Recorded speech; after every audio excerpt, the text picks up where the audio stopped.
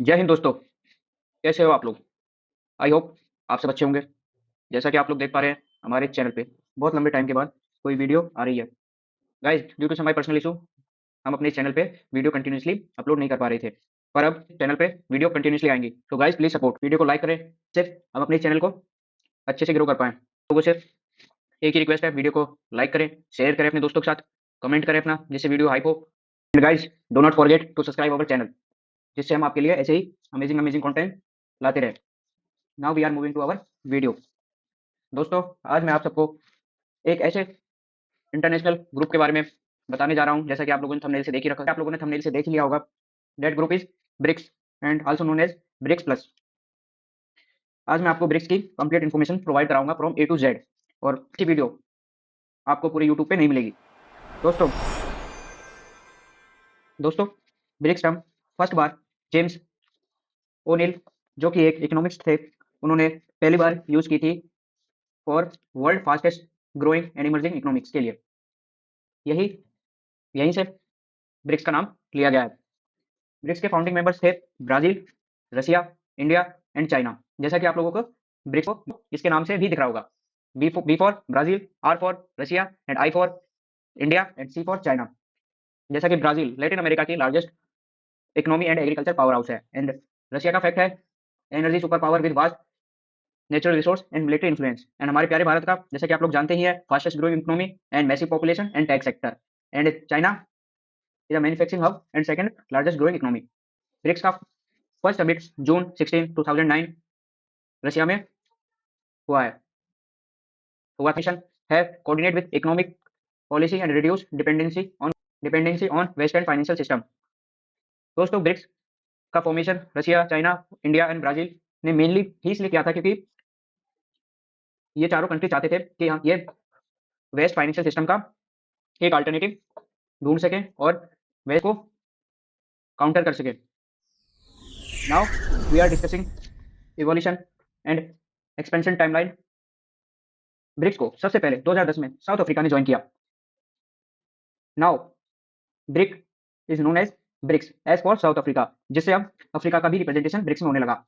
इन 2024 2017 बहुत से institutional buildings create हुई, like new development bank, contingent reserve agreement creation. And इसी टाइम पीरियड में ब्रिक्स प्लस की रूमर्स और ब्रिक्स को रिक्वायरमेंट हुई कि हमें और एक्सपेंड करना चाहिए।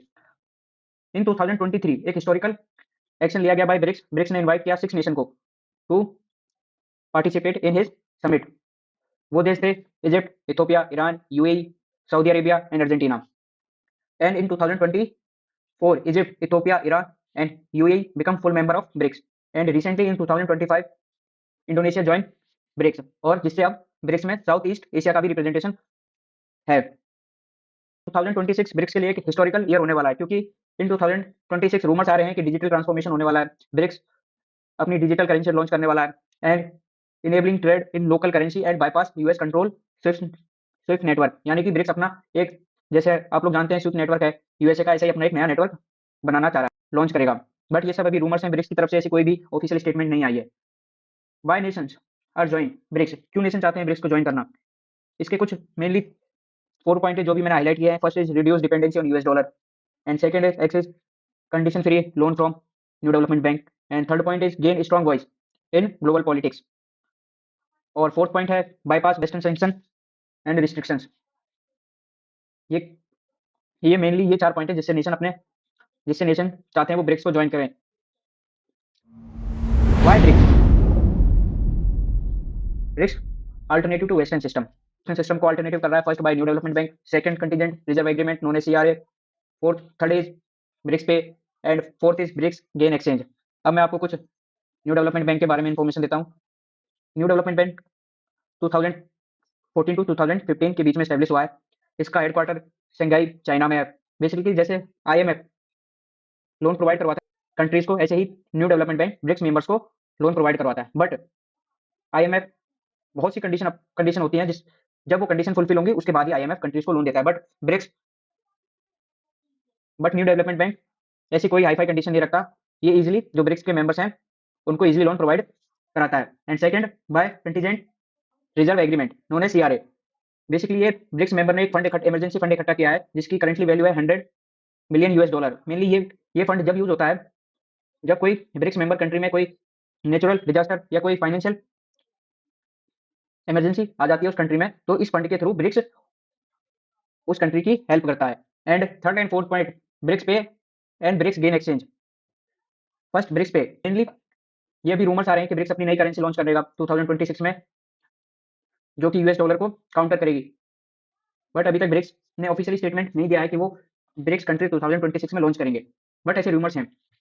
And fourth is BRICS gain exchange, new commodity trading platform to break US domination over global food price and ensure food security for BRICS member. Mainly इसके थ्रू ब्रिक्स यूएस की जो domination है global food price पे उसको counter करना चाहता है। अब मैं आपको कुछ ब्रिक्स के ग्लोबली स्टेटिस्टिक्स बताने जा रहा हूँ, जैसे कि ग्रुप 6 प्लस ग्लोबल जीडीपी का 37.3% है। एंड वर्ल्ड पॉपुलेशन में over 3.5 million people now live in BRICS nation. And global oil में ब्रिक्स कंट्रीज 40% कंट्रीब्यूट करती हैं, एंड ग्लोबल गैस में 50%। एंड ये आपके पास कुछ और भी फैक्ट्स हैं जो आप वीडियो को पॉज करके पढ़ सकते हैं। थोड़ा मैं आपको बता देता हूँ, जैसे कि BRICS economy is growing 3.5x faster than G7।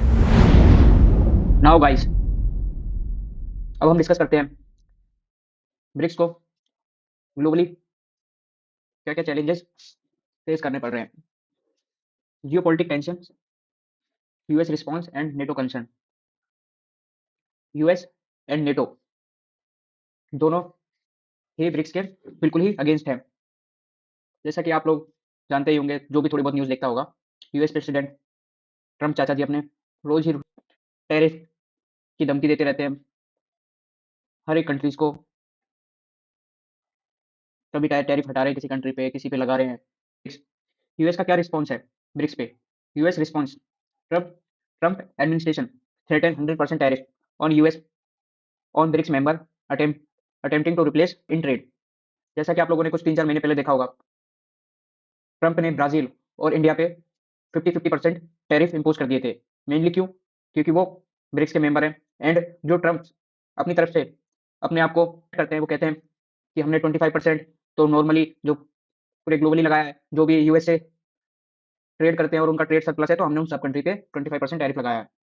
And हमने भारत पर 25% एक्स्ट्रा टैरिफ क्यों लगाया? क्योंकि वो रशिया से क्रूड ऑयल मंगाता है, इसलिए हमने उस पर 25% एक्स्ट्रा टैरिफ लगाया है। चीज़ का भी पार्ट है क्योंकि इंडिया ब्रिक्स का मेंबर है, इसलिए भी थोड़ा बहुत ब्रिक्स भी इन्फ्लुएंस करता है।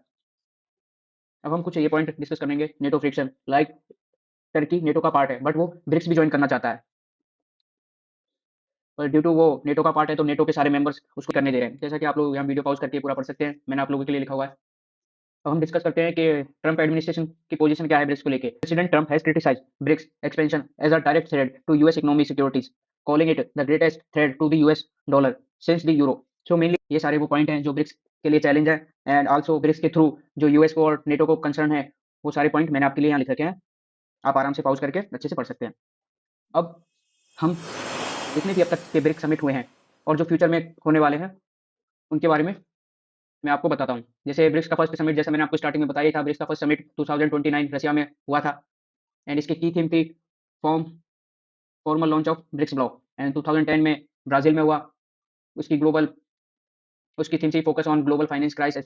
2010 में चाइना में हुआ, जहाँ पे मेन की पॉइंट था South Africa full member BRICS का बन गया था। एंड फोर्थ समिट 2012 में न्यू दिल्ली में हुआ, जहाँ हमने प्रपोज किया था ब्रिक्स बैंक। एंड इन 2013 में साउथ अफ्रीका में हुआ।